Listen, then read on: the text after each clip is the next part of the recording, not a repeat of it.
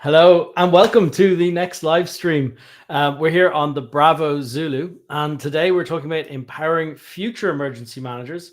And I am delighted to invite Professor and Assistant Director of the School of Law Enforcement and Justice Administration, Dr. Jamie Johnson, on today's show. Jamie, hi. How are you doing today, sir? Excellent, thank you. Jamie's joining us from the studio today, which is the Yes, I green am. background, which is great. And we're going to talk all about how Western Illinois are using D4H in the classroom, the education of emergency managers today, and all about technologies that they're learning about and how they're learning to use them.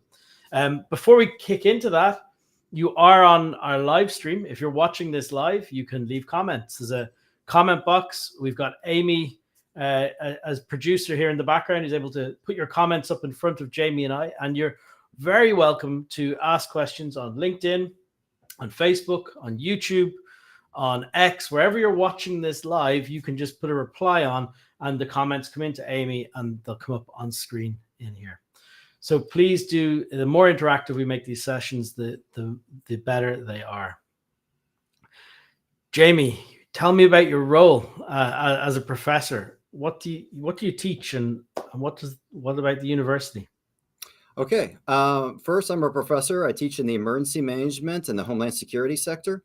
Mm-hmm. We have a wide range of classes, and they go from basically all hazards, which means like, weather, earthquakes, that type of stuff, all the way down to a tactical version, dealing with terrorism, so on. And I'm also serving as the assistant director, which basically means I help with day-to-day activities of the school itself.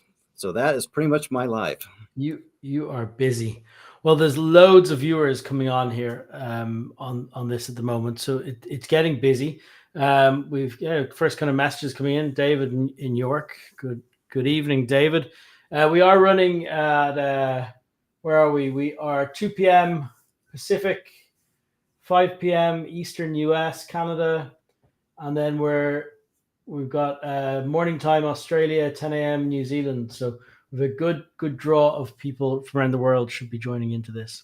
Jamie, how did you get into that role as a professor? What was your background in teaching emergency management? Sure. As far as teaching goes, I didn't start out in higher education first. I actually started teaching combatives first. So I taught martial arts and those types of tactics to law enforcement, and then to military and to government. And then, of course, I got educated through the higher education system, and I actually am a health scientist throughout all my years. And then as far as getting to be a professor, I took a job to teach at the med school and at the sports medicine department at one of my universities. And I actually said to my wife, I would never become a professor. I did it simply because we needed money. And then after doing it, I love the students, and I love the engagement. I love questions, and I thrived. So that's how I actually became a professor in that. And then through my health science, I've done a lot of public health preparedness, led me into emergency management right after 9/11 took place, and I've been in it ever since. Excellent. So what is the program at WIU? What are you teaching? What are you doing? What is it that D4H is fed into? Sure. So D4H currently right now is fed into our emergency management and homeland security program. So what is the program? Our program is a little different now. So our program currently right now is split up to two different types of tracks. So as a major, you can come in and you'll get both tracks. So you'll get a tactical track, and then of course we call it an operational track, and some people call it a strategic track. The operational track deals with like all the natural disasters. They learn all the science behind those natural disasters, and the key word on our end is how to survive it. And so then in the second part that we have is on the tactical track. We deal with everything from, and tactical, there's human accidents. They're going to happen every day, train derailments and so on. How do we deal with those and react? We deal with terrorism. Terrorism is not going to be going away. How do we work with tactical teams and help them deal with those situations? And then we also deal with the war effect. So in many parts of within our military have emergency management. So we want to make sure that we are multifocal in what we do, so our students come out of here with the best skill sets that they can. With D4H, and you can see the pictures that we have coming up. This is our EOC. It is the Emergency Operational Center.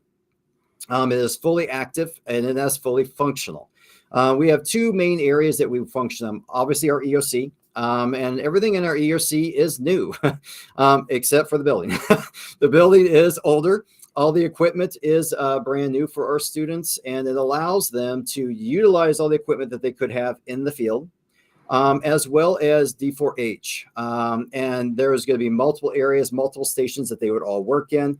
Obviously, within D4H, we're on the incident line. So, you can assign the different roles. They would be different parts of the computers, and they can work the system.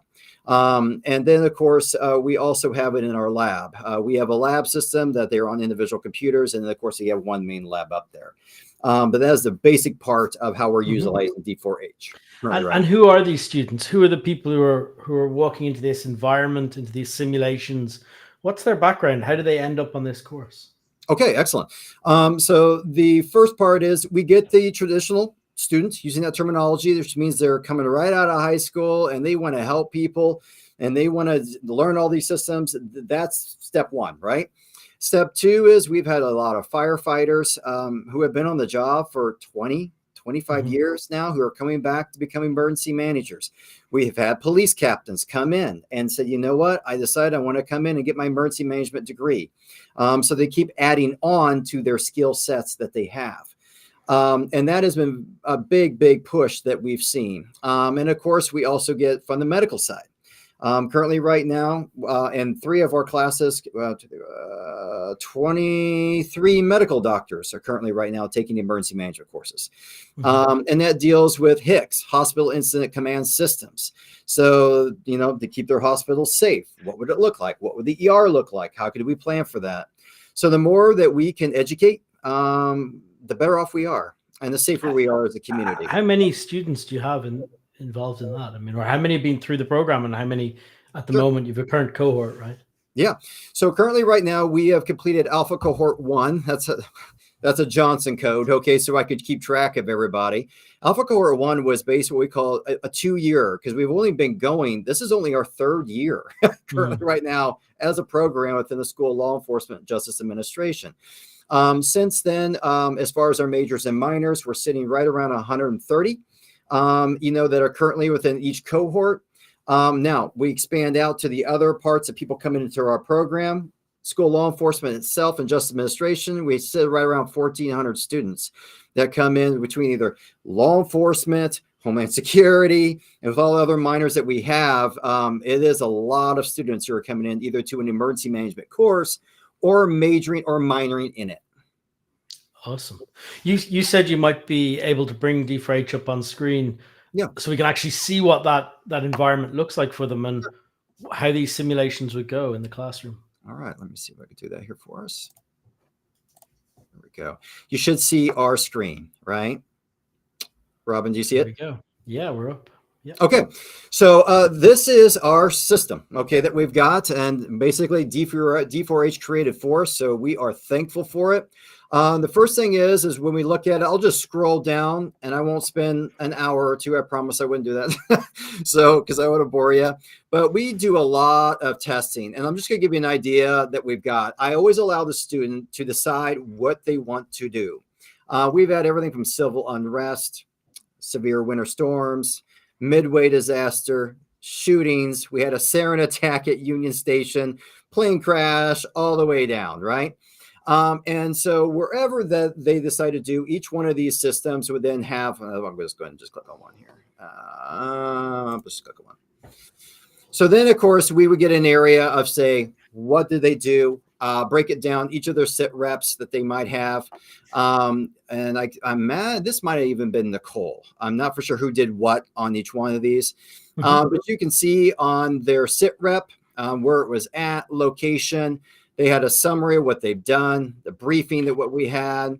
Can you zoom that up a little bit? Just Control or Command plus, or make the screen a bit narrower, and just it'll make it really readable for everyone. Here, let me see if I could do that for us.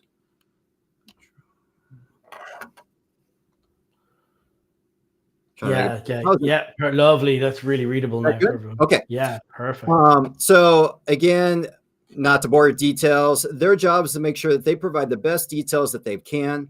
Obviously, current weather impacts that they had. D4H has a weather app literally right into their system that we can just take data and lock it down. We always wanted these have objectives because every target, whether we call it a mission or an operation, we have objectives for everything that we have. And as a student, I always tell them, there's no wrong. You can't break the system.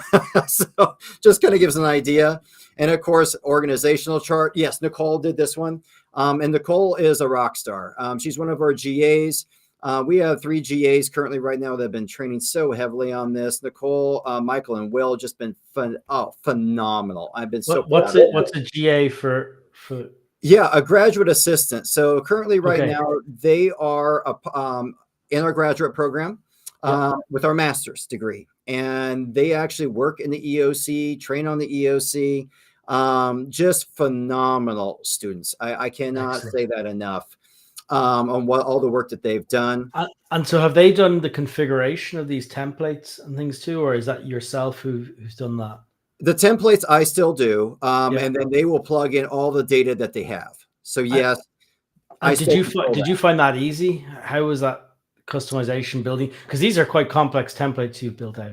Yes. Okay. As far as building the templates, yeah, I have to be honest. I mean, Marie's a rock star.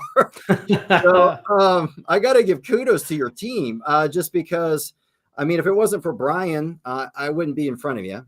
Probably, right? I'm going to be talking straight. And then, of course, Marie is the one who helped assist, walk me through everything. Just phenomenal on how she trained me. And of course, I messed up a ton. And she was always so kind. So I really want that emphasized. Her training was phenomenal. And I've been on a lot of platforms and she's awesome. So, but this is like a situational report. And of course I can come back here and just pull back. We also used to use the map.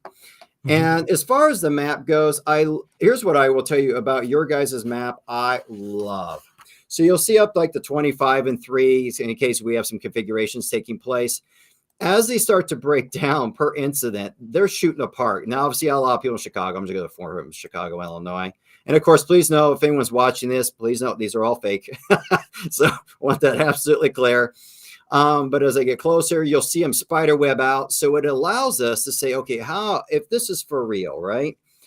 What is currently happening in that city? We can currently see every incident that's taking place, and every one of these incidents can go all at the same time in the system.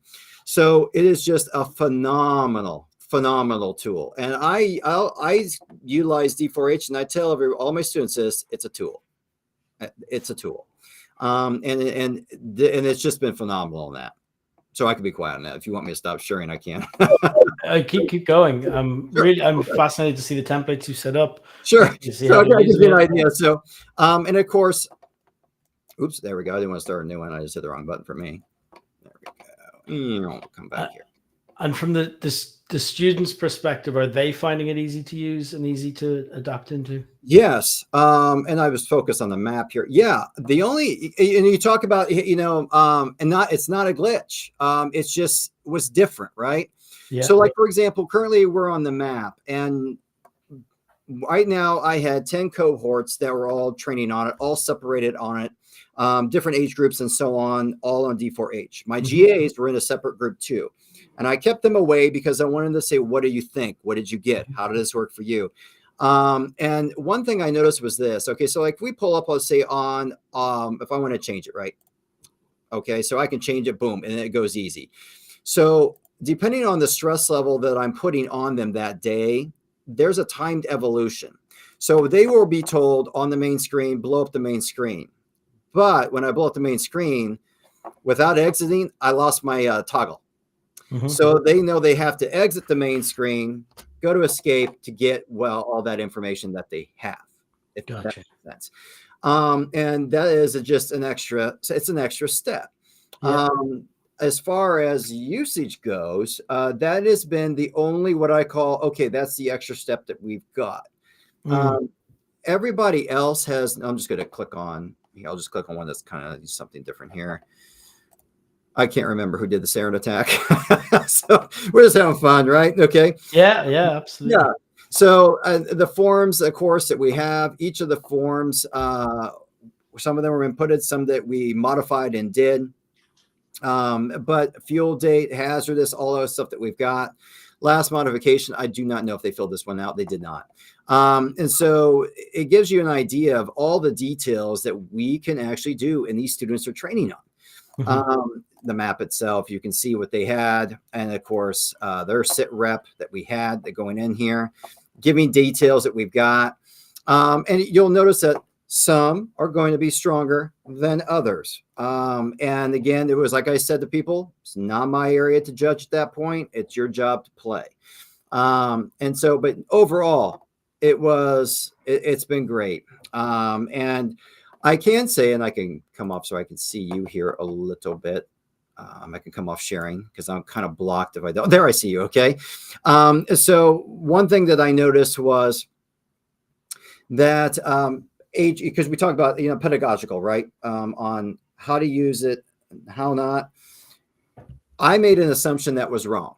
My assumption was someone like me, who's in their 40s, might struggle more with the tech. I was wrong by that. From the cohorts that I had, and I can tell you why. It was because of how you're organized your platform. So that means the platform itself was organized where it's like clear lines and I can control. So for example, say I want airports there, right? On any type of, say if it's a civil unrest, I can make that as small or as large as I want based off that. I did notice that on, say, an older, my generation, I'll use that terminology, right?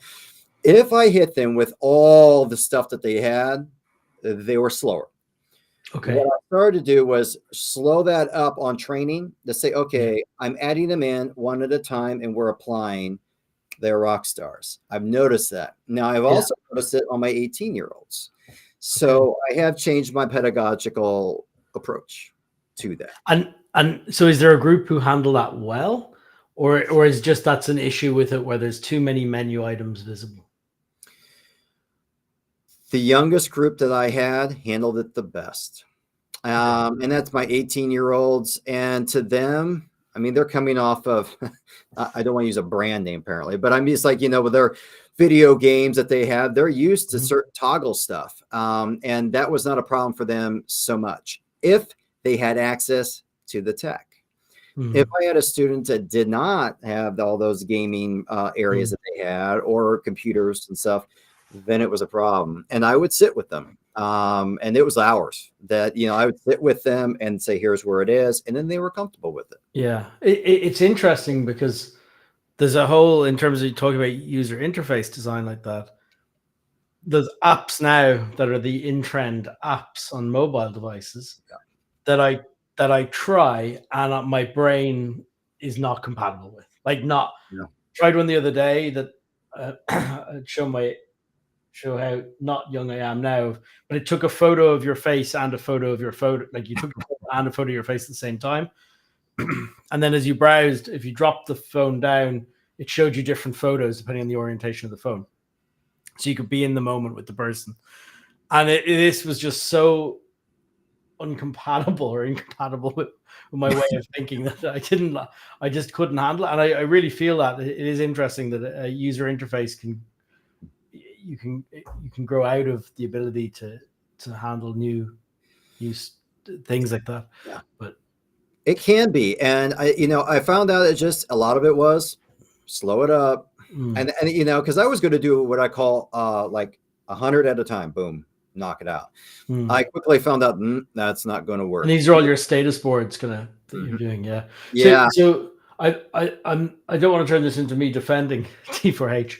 But in a lot of cases, people will attach those boards to a play. And so when you start a play at the start, it may only deliver 5 boards because they're the 5 relevant boards. Correct. And so, but when you're in a training mode, and I'm the same when I demonstrate the product to people, I have all of my boards and I'm showing people the different boards. And so it can be a little bit different in real life, but I don't want to, I want to hear grievances. I want to hear what we need to improve. Well, actually, it's not a grievance. It was my error and me going, oh, that was dumb. Okay, because I had control of that. So, and I was like, so once I fixed it, I mean, most of the students now, I mean, they're rock stars. I think really you'd be like, wow, they're teaching me stuff now. I was like, oh, yes, that's good. Because I got to constantly keep learning. The difference then in the different generations, is there anything else you see with emergency management, even as a whole, rather than just software? Different perspectives, different awareness. What are the differences? Because you've got quite experienced industry folk coming back to you, and you've got new career starters. Yeah, I mean, I have a lot of colleagues in government. I can tell you how that has also been approached. People, of course, local, with the Illinois Emergency Management Agency, Homeland Security. It seems that, and it's not, it's individual, but, some will come to me and they'll say, Jamie, you know what, I just still use pencil and paper. I don't like the tech. I understand that. And we make sure that our students know how to write, that they can function without the tech. I also have students, a whole group going, tech is where we got to go. And it's huge. And one thing I would point out, I should have actually discussed, was your mobile app on the phone, because we utilize that. I beta tested that right in October. Was it October or December? I can't remember when I did that. And just making the students go, okay, now I've got the mobile app. How's it work? How's it functioning? Getting their perspective on that. And one thing I will say right up front that is brilliant is, in the sit rep, I can take control of anything that they're doing and talk to them right on that sit rep. They can move and change on that sit rep. The only thing that I've had them do, so I can keep track of everybody on who's doing what, they attach their name on the last part of that sit rep. So if I make a modification, I'll put down Dr. J. That's okay. And does that make sense? Or there's going to be another student's name or whatever it is. I want to know who's doing what on that sit rep. So that way I could track them. But that sit rep is huge. And I can do that sit rep right from my phone. Yeah. So, and do it. Awesome. Where are you seeing technology and emergency management changing? What are the trends in that? Where do you think we'll be in a couple of years? I mean, well, it's going to surge. And I've said this, I have good friends who hate tech, and I make it very clear, it's not going away. I am not an expert in technology. I continue to learn. I'm a student, just like my students are. That's what we do. We have to continue to adapt. Technology is going to continue to increase. The better and easier the platform is to use, wins. And that's what I see. And from the student side, I mean, the students get, will eventually build, I guarantee if we get to talk again next year, we should just have a student group on just to see. What do you think? That'd be great. Well, I'll just be honest with you, just because at that point, they're gonna be like, okay, this is what I've got. But yeah, it's going to continue. And it's already doing it. I don't know of any part of government that is not either using threat assessment platforms around the clock, incident management platforms around the clock, intel officers. The tech's going to continue. Yeah. There's a lot of, I've seen a lot of trend when we started D4H, that's 15 years ago. If I was to summarize that into 3 blocks of 5 years, the first 5 years was every what do you want to be demoed, and it was always a chemical response. So it was always, there's a powder, it's a white powder called, it's a powder something, it's some chemical, terrorism related. Correct. The next 5 years, and I do a couple demos a day of this, so this is like a lot of data. The next 5 years was nearly everyone said active shooter in the mall, active shooter downtown, active shooter. The last 5 years, it's everybody says flooding, everybody. Yep. I mean, 100. What would you like to do? Tornado and flooding, or and flooding. Yep. It's always flooding. Yeah. What are you seeing in that, and how's teaching changing, and can you talk a little bit about climate-related emergencies and the preparedness of how you prepare students for those pieces? First, the climate-related emergencies are real. I want that absolutely clear. I totally agree with you on flooding. We just, hit it actually today. And so, I mean, flooding is absolutely the number one killer natural disaster. That's worldwide. So we understand it is going to continue. We know that even in the United States right now, we are having weather disaster after weather disaster. We're talking billions and billions of dollars of damage. That's going to be coming into structural mitigation as well as non-structural mitigation. And our people have to be ready. And we get little warning on these. And I know a lot of students come in and they're always about terrorism. It's not going away. War effect, not going to go away, right? I tell them flat out, weather related, natural disasters is going to continue to rise. We know this. We've been tracking this. We know it's there, and it's not just due to media coverage. So yeah, I totally agree with you. The all hazards approach must be taught, and we're fanatic about that here. That it has to be done, and they have to be prepped for it, and that's why they have to do multiple incidents on each one of them. And even working with Marie, it was just like, look, we got to make sure we have the flooding, we have to have the tornadic, we have to have this, and that's why it was so good to have that set up for us. Excellent. Yeah, the stat I saw was something like 90% of, I'm going to use the word disasters, involve either too much or too little of water. It's drought or flooding. Too much, too little water, and it's a huge percent of them. It's fascinating, really. Right now, the West Coast has a fresh water problem in the United States. And there's other countries around the world that's fresh water is everything, right? And then, of course, with a flooding issue. And it's going to continue to affect our crop production. A lot of people weren't talking about that and how that's going to be affected, because right now I know where our crops are grown, and I know that that's affecting them. And it's going to be a battle because, carrying capacity, we have to make sure from the emergency management side, the people are fed as best we can, fresh water, energy, and so on. It's huge. Excellent. I'm looking forward to, we've got a couple of new product pieces launching in the next number of months. And we're hoping to bring you guys in as sort of some student beta testers of the platforms once we're good to go. We'll get it all enabled on your account. They're around things like alerting systems and paging and getting people to actually turn up for the response, come into the EOC. And the other one is around control room monitoring. So that's a little bit like you were talking about, that home screen map and making it full screen. It's also managing all of your assets at that level. So it's we have a weather event we're tracking. It's not an incident yet, but we're tracking this weather event. It may become an incident, tracking all your assets and public buildings and everything else, all in that at that point, but pre-incident stuff. So we'll be looking forward to getting you onto that. We'd be excited for it. Excellent. Other than getting a few of your students in as interns or in some form involved with D4H, is there anything else we can do for you? Honestly, I've been very intrigued over your learning modules. I've been watching them pretty heavily. I've seen GP on them. I've seen Marie on them. I've watched them. And honestly, I plan to use them. It's good. I know Marie and we talked about it a while back. I think it's really, really good there. I want the students to also see you. And honestly, Robin, you're the CEO, okay? To take time to even talk to someone like me, that's huge. And just being there, let students see who you are. I showed recently, you had an interview at the BBC, I think, right? I believe it was on, Workplace or Remote Workplace. Yep. So, we were actually watched that and saying, here is what the CEO is doing, why the CEO is doing this. So, you tell me the date and time, and I'll join one of the classes, and the students can interview me. No problem at all. Quite happy. That'd be great. Yeah, I'd love to do that. That'd be great. Yeah. That would be excellent. We would love it. Yep.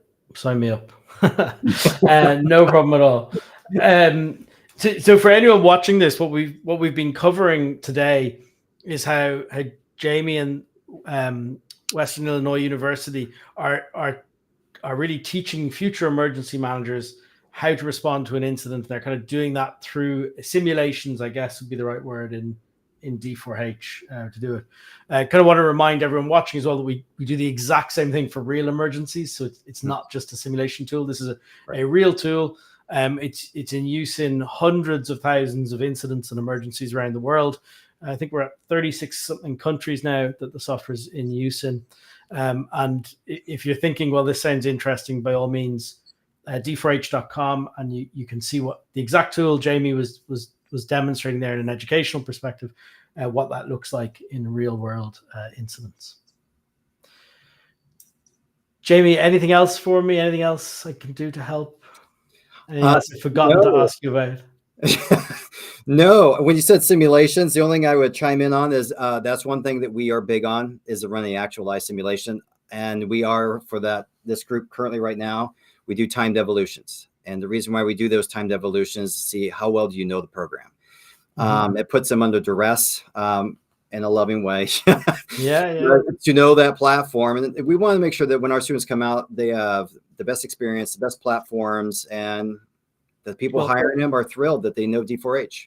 If you've got a technology student who's interested in working with the API, there's a good piece of software could be written that injects data into an incident. So our API lets you push and pull data in and out, and it would be extremely simple to build a script that, when run, starts an incident and then injects photos and text into the log and into the forms at different timed intervals throughout your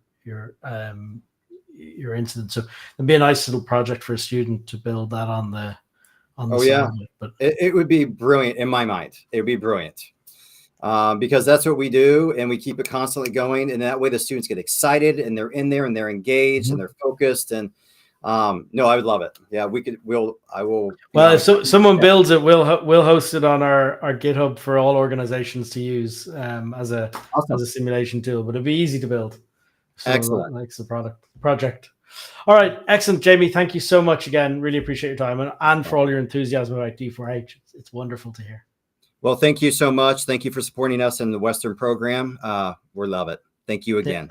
Thank you. See you then. Thanks, everybody. Bye-bye.